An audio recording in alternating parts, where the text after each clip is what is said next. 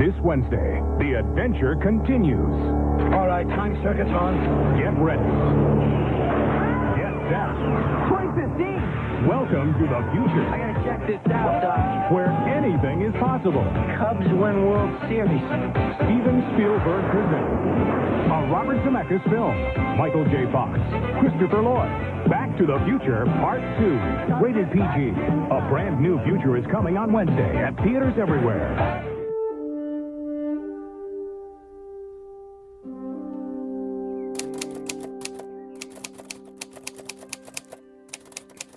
Dearest Mother, oh, how the month is rapidly passing by.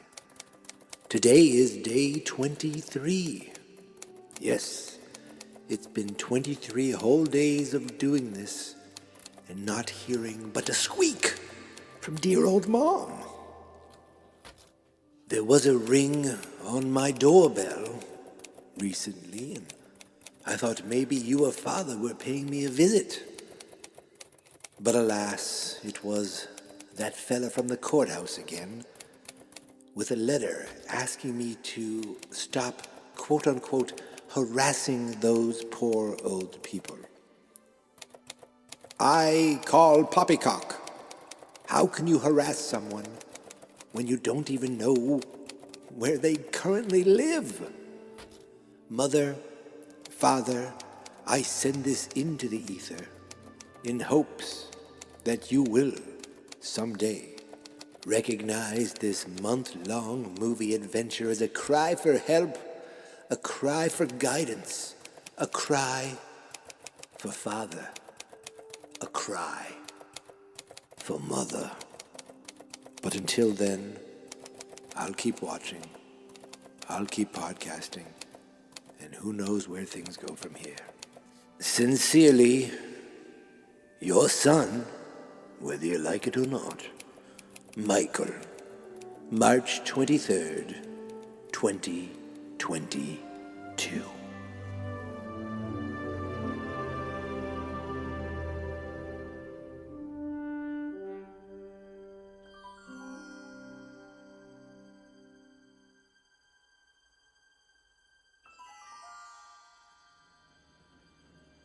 Are we back?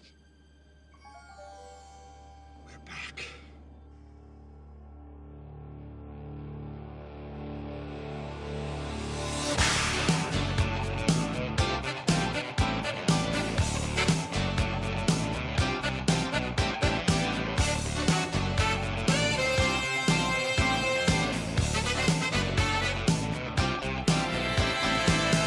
Everybody, guess what I'm doing again? Watching one movie and podcasting about it. Every day in March, it's Back to the Future 2. So listen each day, or at least try, as I bring you year 2 of Marchy McFly. It's Marchy McFly.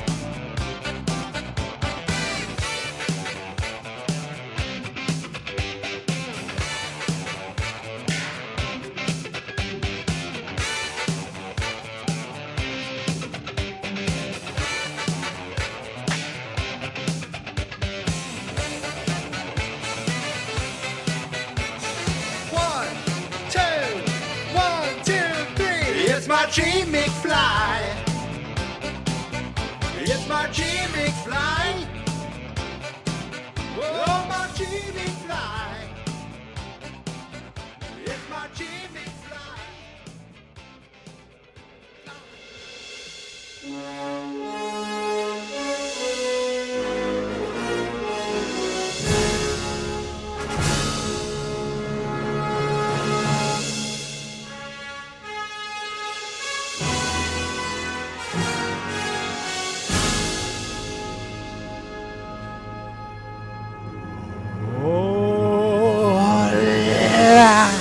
Dee do, ba da ba ba ba ba, dee da da dee da do, dee da da do. welcome everybody. Look at that, 5 minutes already in the books. This is how you do a podcast. You do enough pre-production that your actual show doesn't start until 5 minutes into the episode, and you're already off to the races, knowing that at least you have a good solid 5 minutes until you open up the microphone, and it all steadily goes downhill from there. Ladies and gentlemen, welcome back to day 23. Day 23 of Marchy McFly, where this crazy little podcast called Geek Mentality talks about Back to the Future 2 every day in March, just like the song says, because I'm watching it every day in March. Today, I started it quite early, as usual, but was not able to finish the whole thing because I took my dog to daycare. It's the Wednesday thing, man. Every Wednesday, I've been taking my dog to daycare. It's not like it's a set thing, but it's always been happening that way. And I just don't have enough time to watch the entire film before work. I'd like to explain to work, hey, I have this little thing going on. You think maybe you could cut me some slack? And the answer would be, you're fired. So I'm not going to do that. I'm just going to, and I wouldn't get a fax. I would get a Zoom, much like the Jits when he fired Marty McFly Sr. But I'm not going to do that. So what happened was, I watched some in the morning. I watched a little bit at lunchtime, and I finished it about 20 minutes ago. So pretty excited about that, because every time I'm done, I'm like, all right, that was the thing you have to do. That takes a certain amount of time every time. Then it's just, let's go, turn on the microphone, try to come up with an idea. Sometimes you have notes, sometimes you don't, sometimes you're winging it. Today, I thought, should I go through IMDb trivia some more? And I thought, no. I'm going to go through IMDb, but I'm going to go through two other sections of IMDb. I would never call Back to the Future 2 a perfect movie. In fact, I've been on record of saying that it's a flawed movie. So I thought it would be fun to go through the IMDb goofs. So never mind the the flaws that I think I'm finding in the plot. I want to find actual mistakes that some people have found in the movie. But before I do that, while I say that Back to the Future 2 isn't a perfect film, it is an award-winning film. I want to go through some of the awards that it has won, some of which happened back when the movie first premiered, and some seemingly were given years later. But no matter what you say about Back to the Future 2, you can't take away that it is an Oscar-nominated film. 1990 Oscars, it was nominated. Best Visual Effects. And I'm thinking to myself, what did it lose to? So I didn't look yet. 1990, Best Effects, Best Visual Effects, 1990. So you're thinking 89. It couldn't be Ghostbusters 2. Like that no. Gremlins 2, was that 89? I mean, think of visual effects movies. Like, they didn't have these giant... Batman? Batman 89? Did Batman have crazy visual effects, though? It had really wonderful set design and, set decoration. But, I don't know. It's too early for Jurassic Park. Could it be some science fiction movie that's was a big deal that I didn't know about, or I can't think of? Okay, I'm gonna make my guess as Batman 89, and I'm going to go to Back to the Future. Oh my God, of course, The Abyss won Best Visual Effects. Yep, it deserves it. That movie, I feel, is underrated, and I want to watch it again because I remember like watching the movie and think it was kind of cool. Then finding out that there was this whole ending that got added to it with this giant tidal wave. And I know I'm going off on a tangent, but that movie has a special place in my heart for like learning about a different, like the fact that there are versions of movies and something so big and so large in the movie was removed from the studio version. I don't think it's removed from anything now. I think it's part of the movie. I think, but I could be wrong. It was Back to the Future 2, The Abyss, and The Adventures of Baron Munchausen. It wasn't up for sound effects, but that went to Indiana Jones and The Last Crusade. And just to give you an idea, Batman was up for best set decoration. Did I not call that? Did I not call that? I said it was, as far as visual effects, I don't know, but set decoration, my God. I just, when you got it, you got it. And I just want to look, best picture of that year, Driving Miss Daisy, which I remember was mostly special effects. If I remember correctly, of course it's a movie I never saw. So it was nominated for Best Visual Effects by Ken Ralston, Michael Lantieri, John Bell, and Steve Galway. They were the 4 people who were nominated for the visual effects of this movie. So they did win a BAFTA award for Best Special Effects. But let's take a look at these 4 men real quick. Ken Ralston, he's best known for Return of the Jedi, Contact, Forrest Gump. Death Becomes Her. So isn't Death Becomes Her Robert Zemeckis? So he and Zemeckis worked together. Is Contact Robert Zemeckis too? I don't remember. Was that a Carl Sagan book? But this guy had been working in visual effects up until 2016.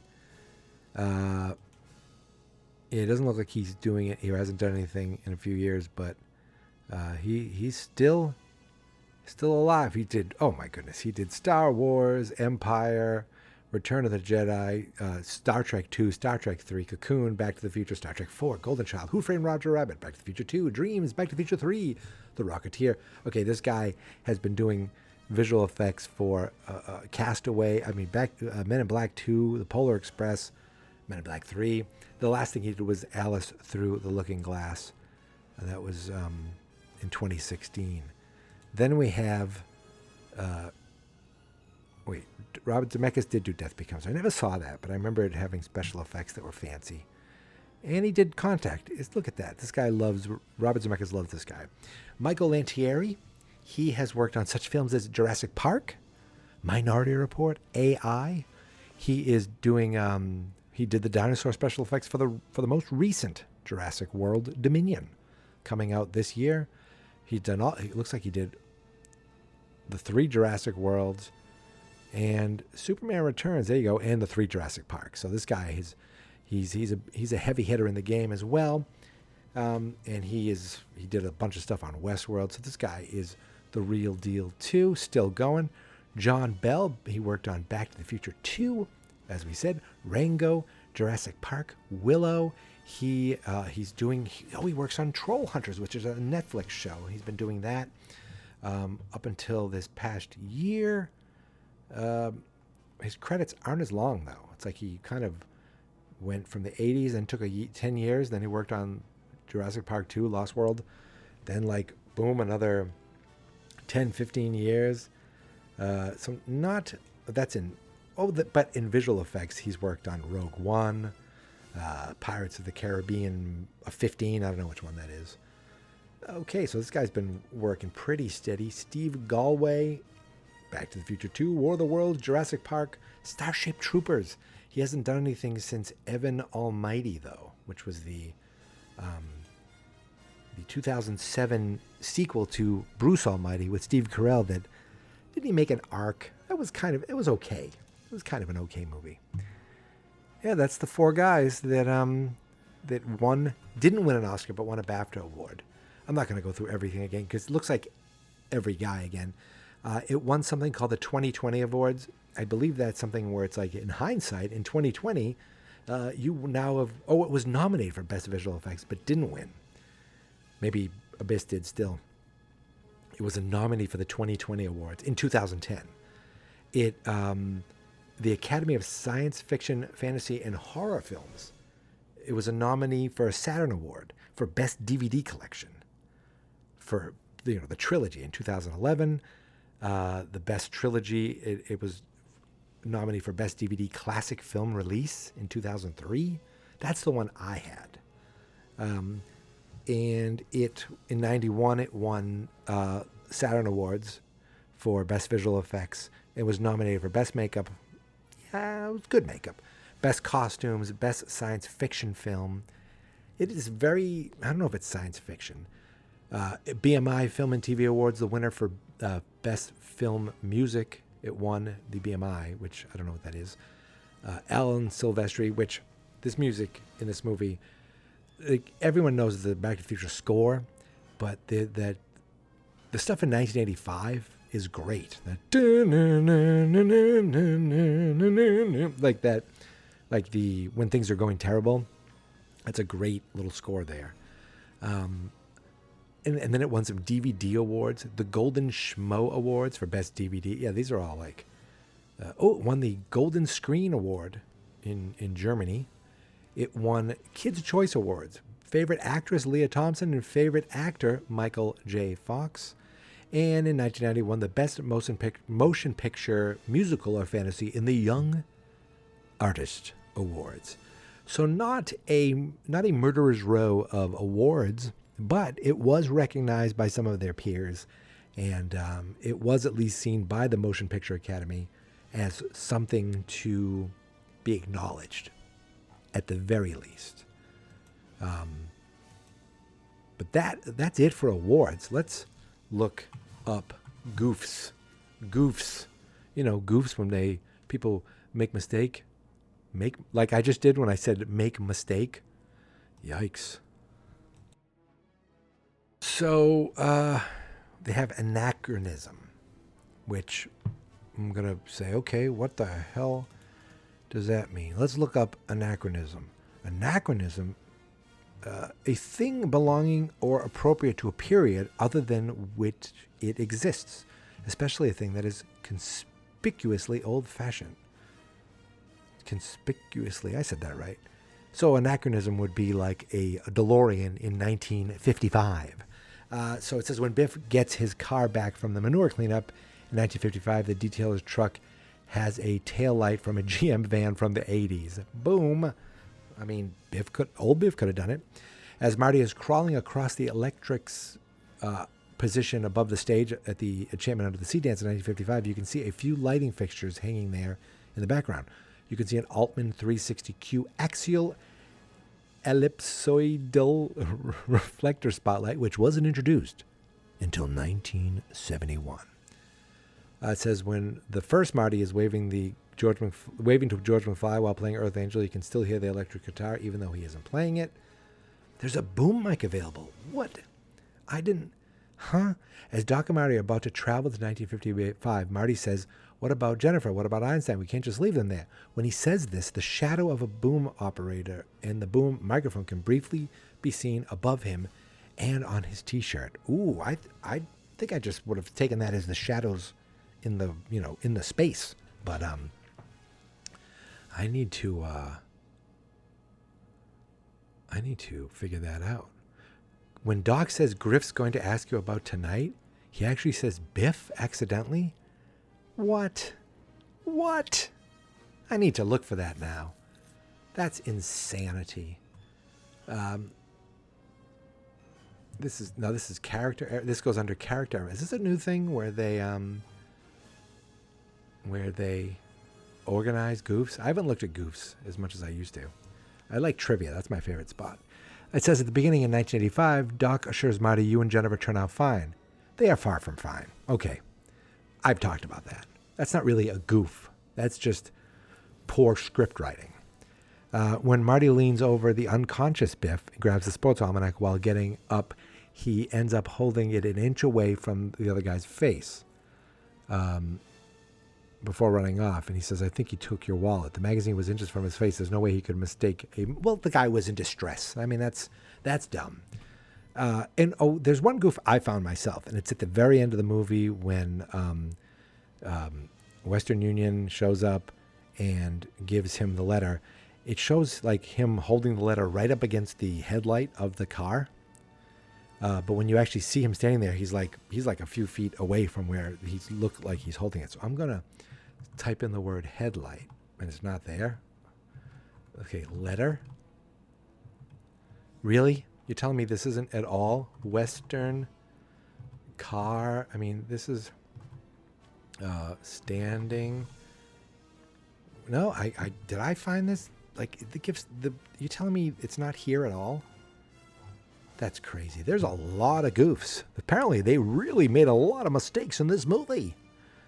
But I don't want to talk about any more mistakes. I went through some goofs. I'd like to go through some more goofs and some more trivia. Get down to some of the continuity.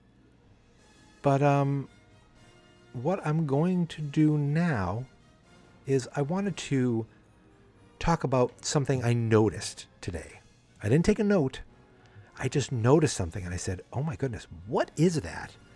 It's like when Marty comes into the Cafe 80s at the beginning of the film, he sees this woman walk out and she's wearing, a very exercise outfit, with something going up the butt crack. Okay. And he looks almost like he's looking like, what is going on here? But he's also looking like, wah, wah, wah, wee. But behind him is something I'd never noticed before.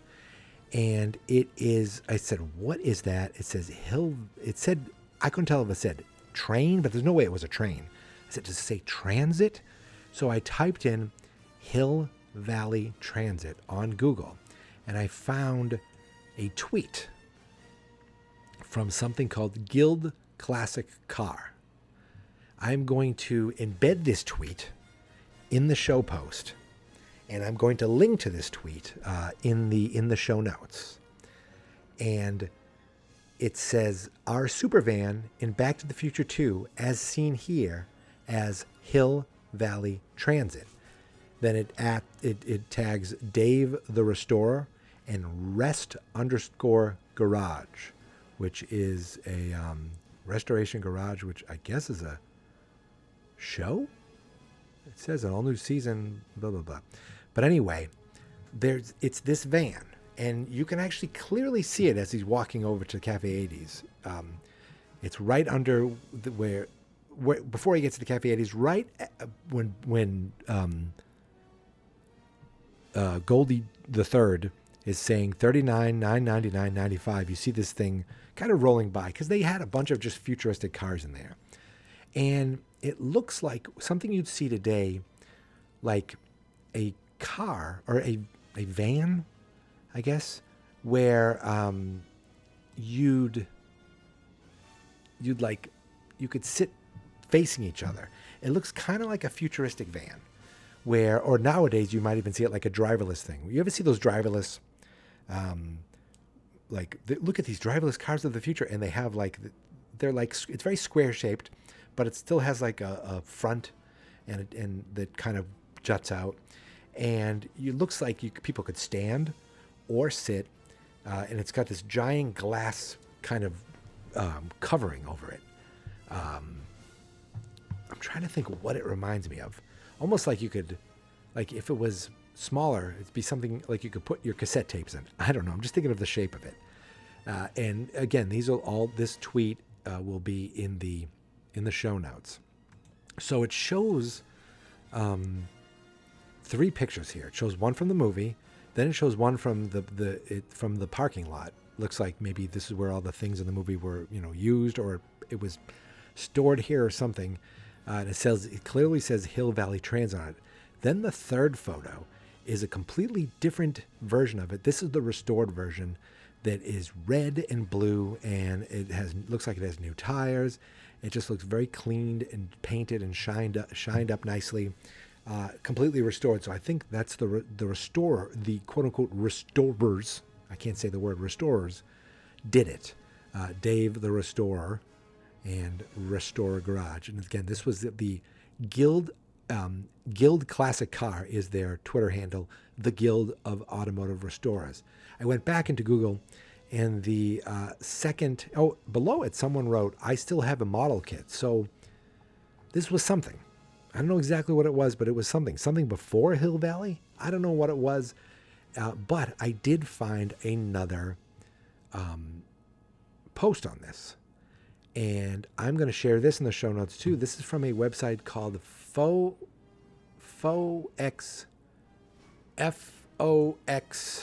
News. Oh, Fox News. Okay, yeah. That was a joke, ladies and gentlemen. That was my joke of that I don't generally go to foxnews.com to look up news. But this is an article from October 11th, 2016. Bid on the incredible George Barris Supervan in Scottsdale. So I am going to read. It shows the same color, one of the same photos from the tweet where this thing is restored. It's all painted blue and red. It shows a side angle of it, which it looks like there's a bed inside, a disco ball, and a lava lamp. So this is interesting. And the third photo shows just a front view of it.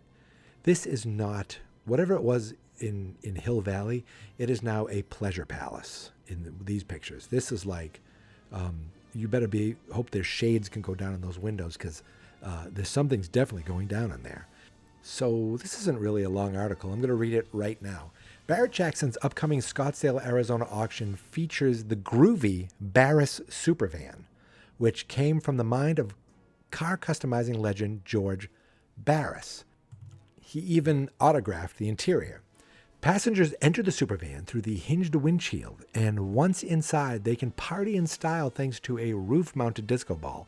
However, occupants can't get too wild because the massive side windows don't leave much room for privacy. That's what I said. Barris built the van around a 1966 Dodge Tradesman A100 with a 3-speed manual gearbox and a 318 cubic inch V8, which means an engine? I have no idea. It's car stuff. Barris originally called the van the Love Machine, and it later had quite a Hollywood career. Its on-screen appearances include the 70s movie Supervan, and a repainted version served as a Hill Valley transit bus in Back to the Future 2. After passing at age 89 last year, which would have been 2015, Barris's creation might see a further boost in value. Oh, it's a good thing he's dead then. Barrett Jackson doesn't offer a price estimate for the Supervan, but we can't wait to see what the groovy vehicle sells for with no reserve. Collectors already valued Barris's work before his death. For example, his 1960s Batmobile. Oh my God, that's why I know this guy's name. He made the Batmobile, which was likely Barris's most famous creation, went for $4.62 million at the Barrett Jackson auction in 2013. So now I want to know, what it went for. This is from 6 years ago. What the heck did the Supervan go for in the auction? I got to find this out right now. And through the power of editing, I went and searched and found nothing. This is from 2016. The website that runs the auction still has it listed there. It says you have to register to see the price, but it said no reserve. I don't see anything about. So to me, that means it's been sitting there for 6 years. Everything I find is from 2016. I searched through Twitter. I searched through Google. Those are the only two things. It sounded like I was going to say a third thing. I was not. And I can't find anything. And I'm going to tell you why. George Barris, in the automotive world, is a big name. In the pop culture car world with the Batmobile is legendary. But this thing is cool in looking as far as it's quirky, it's odd, and it's signed by him. But there's nothing spectacular about it. It doesn't look anything like the thing that was in Back to the Future 2. And it was in the background in Back to the Future 2. And it was in the background. It wasn't even that memorable. The fact that it took me 23 days to find it just tells me that, it's not something that I would bid on if I was a rich person. If I was a rich person and I said, oh, this was in Back to the Future 2, I don't remember this. Oh, it looks completely different. No, thank you. There's multiple other cars that I would bid on, even without the DeLorean, Biff's car, the pickup, the car in the future in Texaco, all those things, but way before this thing. But it is still part of the Academy Award nominated film Back to the Future 2, which I feel like I should just constantly be calling it that going forward. So I had to kind of dig into this more, and I did it live. I saw the article, I saw the tweet, I saved them, and I said, I want to talk about them live. I want to experience them live with my audience. And that's what I did. And now I'm done. So we did it 23 straight days of podcasting about Back to the Future 2. Tomorrow's going to be a little different. Tomorrow I have a guest. Unless things change, unless he's too busy at work and I find out that he can't come, then ignore all this part. But fingers crossed that I will be joined tomorrow by a MARCHY McFLY regular, a joggist, former joggist guest. And if I look out the window, I might be able to see him. It's too dark right now. But that's all I'm going to say. Until tomorrow, my friends, you can find me on Facebook at Fans Not Experts and on Twitter and Instagram at Geek Mentality, because that's the name of the podcast. This is called MARCHY McFLY. It's a celebration of Back to the Future that I will be doing until there are no more Back to the Future movies. So I think you know what happens then. So, my friends, I want to thank you once again for listening. Thank you for subscribing. And until tomorrow, my friends, here is my theme song. This is my podcast. I made it. Geek Mentality's what I named it. And I think you should listen and subscribe, 'cause I'm kinda funny and awesome. I think that I'm worth your time, and I'm kinda handsome. My mom says, please listen and please subscribe. At least listen to this episode. Fans Not Experts. Handsome, my mom says, please listen and please subscribe. At least listen to this episode. Fans Not Experts.